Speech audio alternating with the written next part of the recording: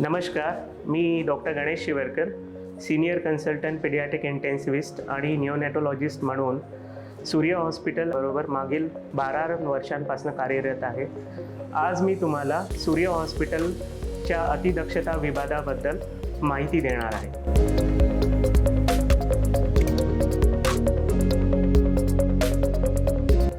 आता आपण सूर्य हॉस्पिटलच्या इमर्जन्सी डिपार्टमेंटमध्ये आलेलो आहे। आपण त्याला कॅज्युअल्टी सुद्धा म्हणतो। जे पण क्रिटिकल लहान मुलं प्रथम हॉस्पिटलमध्ये येतात त्यांना आम्ही इथे असेस करून इथून प्रथमोपचार करून ICUमध्ये शिफ्ट करतो। या इमर्जन्सी विभागामध्ये 6 बेड आहेत आणि हे सगळे बेड व्हेंटिलेटेड बेड्स आहेत। इथे ऑक्सिजन पुरवठा वगैरे सगळं आहे।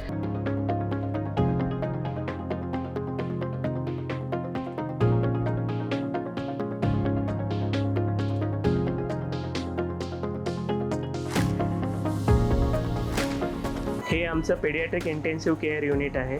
साधारण इथे 14 ते 15 पेशंटचे बेडची अवेलेबिलिटी असते। इथे 2 महिन्यापासून तर 16 वर्षापर्यंत सगळे क्रिटिकल बच्चू ॲडमिट होतात। आमच्याकडे highest technology of ventilator available आहे। डायलिसिसची सुविधासुद्धा अवेलेबल आहे आणि ब्रॉन्कोस्कोपीसुद्धा इथे केली जाते। मागे आत्ता खाली बघितलं की सगळे क्रिटिकल पेशंट इमर्जन्सी डिपार्टमेंटला येतात। तिथे पहिली असेसमेंट झाल्यानंतर प्रथमोपचार झाल्यानंतर आपण त्यांना या युनिटमध्ये शिफ्ट करतो। इथे आल्यानंतर त्यांना पेडियाट्रिक इंटेन्सिव्ह केअर युनिटचे जे इंटेन्सिव्हिस्ट आहे ते सगळ्यात पहिले हँडल करतात आणि जी काही त्यांना इंटेन्सिव्ह केअर ट्रीटमेंटची गरज आहे ती इमिडिएटली प्रोव्हाइड केले जाते। आपल्याकडे हिमॅट ऑन्को ICUसुद्धा अवेलेबल आहे।